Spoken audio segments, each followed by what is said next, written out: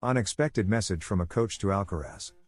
Rick Macci, a legendary tennis coach and a fervent admirer of Carlos Alcaraz, once again paid a fine compliment to the world number one, assuring that he is the best thing that has happened to tennis in the last 5 years. Above all, because of the way the Spanish player understands the game, to the point of influencing the coaches of future generations. Carlos Alcaraz continues to be one of the main topics of conversation on social media, especially after completing the career slam at the Australian Open.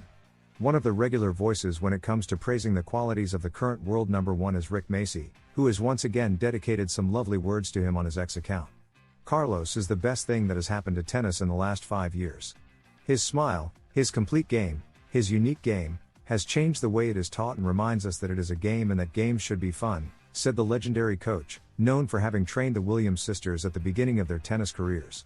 Macci did not only focus on Alcaraz's style of tennis, but also highlighted his influence on the new generations, when it comes to how coaches teach the racket sport, who have the best example in the 7-time Grand Slam winner and his eternal smile on court. Carlos Alcaraz is right now the great reference point of world tennis, even more so after winning his 7th major at the Australian Open, which allowed him to complete his assault on the career Grand Slam as the youngest in history. Nevertheless, the victory is one step and now the road continues, since after skipping this week's ATP 500 in Rotterdam, the man from Murcia will return in Doha, where he will try to improve on last year's quarterfinals, but he will do so with the peace of mind of knowing that the ATP number 1 ranking will remain his with full legitimacy. The Spaniard continues for another week at the top of the rankings, with a 2,750-point lead over Jannik Sinner, while Felix Auger-Aliassime has climbed to 6th place and is the big news of the week. A major step forward that is due to the North American's victory at the Montpellier tournament, which allows him to move up 2 spots and overtake Taylor Fritz and Alex de Minaur, who, for their part, dropped 2 places. Life goes on after Australia and now the pupil of Samuel Lopez has returned to training in El Palmar, at the facilities of his Carlos Alcaraz Academy, with his mind set on what is coming next, the ATP 500 in Doha, which takes place from the 16th to the 22nd of this month, where he will try to improve on what he did in his first participation in the Qatari event a year ago, when Jiri Lehecka eliminated him in the quarterfinals. On the other hand, if he wins one more match in Doha, Alcaraz will have equaled his best start to a season on the ATP Tour with 8 consecutive victories. Carlos Alcaraz announces that his brother will be his coach. The tennis player assures that during the most important tournaments of the year he will be coached by Samuel Lopez, while his brother Alvaro will take on a more prominent role in some events due to his involvement.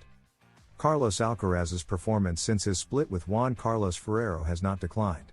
On the contrary, since the tennis player announced that Samuel Lopez would be his new coach, Carlos has reached new heights by winning the Australian Open. In addition, the incorporation of his brother Alvaro Alcaraz into his team has been an incentive, according to Carlos himself. In an interview with Marca, the tennis player confirmed that during the most important tournaments of the year, 80% of everything I play, or more, Samuel will be directing him, while in the remaining tournaments his brother will act as his coach. In some events, my brother will be the only one traveling with me. It's clear that Samu will accompany me to the most important tournaments of the year and to 80% of everything I play, or more, but my brother will be alone in some, Alcaraz confessed. For Carlos, his brother is a very important person in my personal and professional life, and according to the world number one, his presence at tournaments makes him perform better. I'm happy to see him in the box, more involved, because he gives me a lot, adds Carlitos. Finally, Alcaraz highlighted Lopez's involvement in his game. I know how long he has been working little by little, as we say, his whole life. He is a very good tennis teacher, and when I hear him talk with my father about what they shared when they both played, you can tell that they are both passionate about tennis. Chile will be Spain's rival in the second round of the 2026 Davis Cup. The team captained by David Ferrer thus avoids Serbia's Novak Djokovic, who fell at home to the Chilean team by 4-0. In this way, the current runner-up of the competition will face Chile away from home in the tie to be held between September 18th and 20th in search of a place in the finals. The Chilean team secured the matchup against the Armada, the current runner-up of the competition, by eliminating Serbia, without Novak Djokovic, in Santiago in the first round of the qualifiers. Nicolas Massu's team defeated Serbia via the fast track, after making it 3-0 in the first 3 matches of the series. Jack Draper blames Carlos Alcaraz and Jannik Sinner for his serious injury. My body completely broke down. Jack Draper, current world number 13, has put an end to an infernal period in terms of physical injuries. The Briton, when he was experiencing one of the best moments of his tennis career, reaching fourth in the rankings and even winning Indian Wells, suffered a bone injury in his left arm that kept him away from the courts due to the fault of Carlos Alcaraz and Jannik Sinner. The 24-year-old player was injured during last year's Davis Cup against Norway and, from then on, entered a negative spiral in which he has barely been able to compete during the rest of the 2025 season. In 2026, he seems to have returned in great form and is ready to compete again against the best on the tour. In an interview with Press Association, Jack himself highlighted that his injury was caused by the high physical demands of trying to close the gap with Alcaraz and Sinner. "That was my goal, and my body broke down.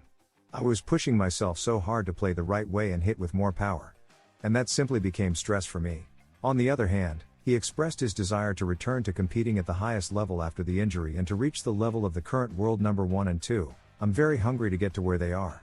I'll do everything possible to achieve it. I think I'm a better player now than when I was playing a lot and playing very well." Finally, Draper expressed his hope that no other tennis player goes through a situation like the one he experienced. "I wouldn't want any tennis player to go through this.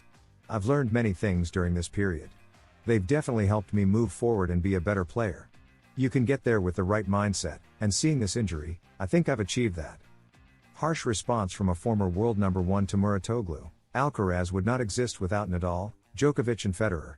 Andy Roddick has explained how the careers of the three legends over the last decades have influenced the current generation, and specifically the player from Murcia. The comparison between Carlos Alcaraz and Jannik Sinner with the Big Three has generated a lot of debate in recent days. Patrick Muratoglu's words and Rafa Nadal's subsequent reaction sparked the discussion, and although both young tennis players are undoubtedly on track to build two historic careers in tennis, it still seems too early for the debate with Novak Djokovic, Roger Federer, and the Mallorcan. At least that is the opinion of Andy Roddick, former ATP world number 1 in 2003, who stated that the comparison should not become something controversial. The former American tennis player argued that Alcaraz would not exist without Federer, Nadal, and Djokovic, whom the Mercian would have looked up to in order to become the player he is today. He watched them. He absorbed them. He literally incorporated Novak's serve mechanics into his own. Each generation builds on the previous one. That's progress. That's evolution, Andy Roddick commented on the latest episode of Serve Podcast. These are the feelings of one of the greatest servers in the history of the sport. Roddick believes that the debate between the duo formed by Alcaraz and Sinner and the three legends of world sport is still somewhat forced, especially considering the indelible mark they have left on the world of tennis. What is Carlos Alcaraz's next tournament? Date, schedule, and where to watch the ATP 500 in Doha on TV and streaming? The ATP 500 in Doha 2026 will be held in Qatar from February 16 to 21. Carlos Alcaraz's matches and the tournament can be watched on Movistar Plus channels and Tennis TV. Aware of the challenges involved in staying at the elite level, Alcaraz has stated on several occasions that his main priority is to take care of his physical and mental condition. For this reason, the selection of tournaments he participates in is increasingly meticulous.